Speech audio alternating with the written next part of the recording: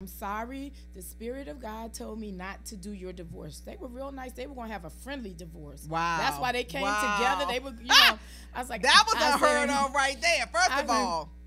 And so I said, I can't do it. Go into the conference room. And they went into the conference room.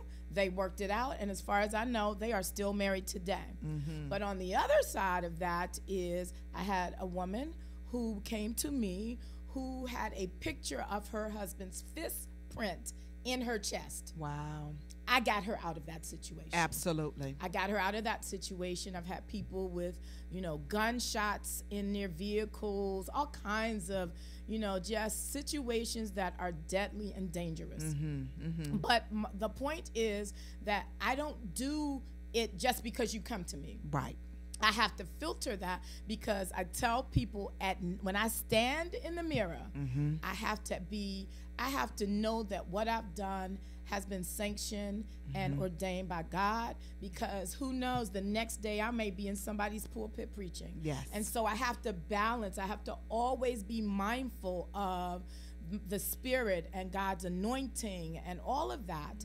And so while I'm walking under two mantles, there is emerging, there's Absolutely. a synergy a lot of times that I'm very, very aware of. And I have to be very mindful of that in my practice. Well, and I'm glad you brought that up, because when I was in Europe, one of the ladies asked me, how can you be a preacher and a lawyer? I thought that was so funny. I said, what?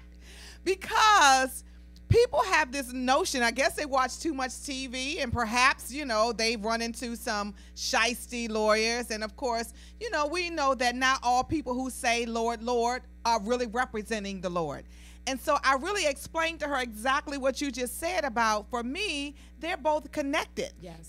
I work and serve in integrity in the ministry and in the practice. Yes, so for me, it's not, a great delineation. So talk a little bit more about, how you bring it together. I know you mentioned the word synergy, but just talk a little bit so that people will come to know that, yeah, it really is okay to be a lawyer and a preacher at the same time. Well, I get that too. It seems like it's such an oxymoron right. to people. Yeah. But you're right. There are great similarities. The number one similarity for me is the ethical part. Absolutely. Law is about ethics and integrity.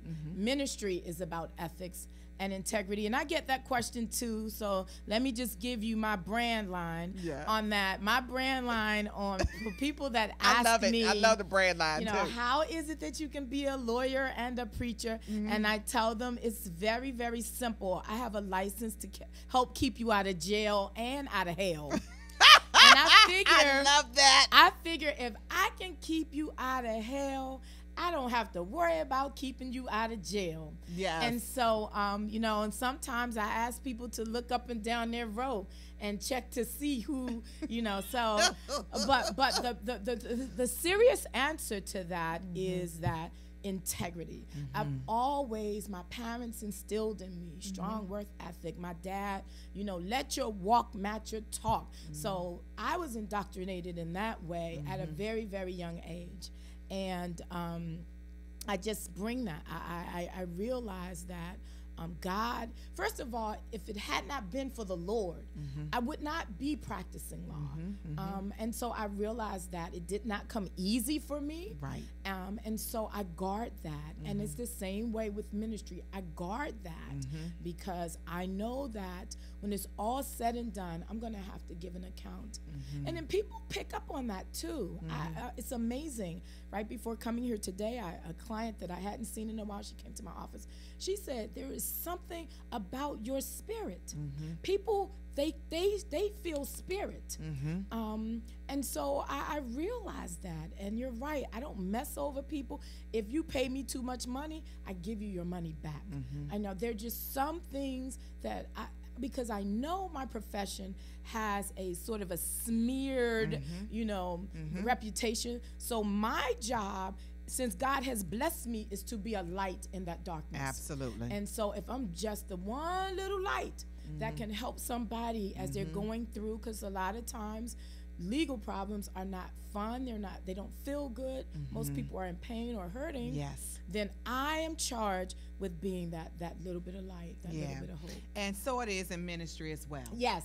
You know, I always tell people when there are situations in the news and, you know, you have a preacher who has messed up or, you know, done something that is unethical, immoral, that it makes it much more difficult for preachers such as ourselves who are living and doing everything in our power along with God to live right and to be good examples in the earth.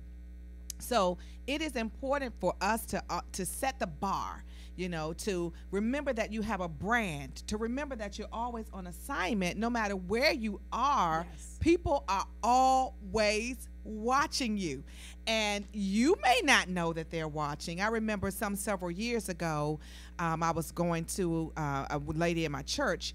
She said to me that, you know, she was dating this guy. It was so interesting. I thought it was funny. And lo and behold, about a couple of months after the guy had been coming over there all times of the night, a woman that went to the church said, I live across the street from you. See?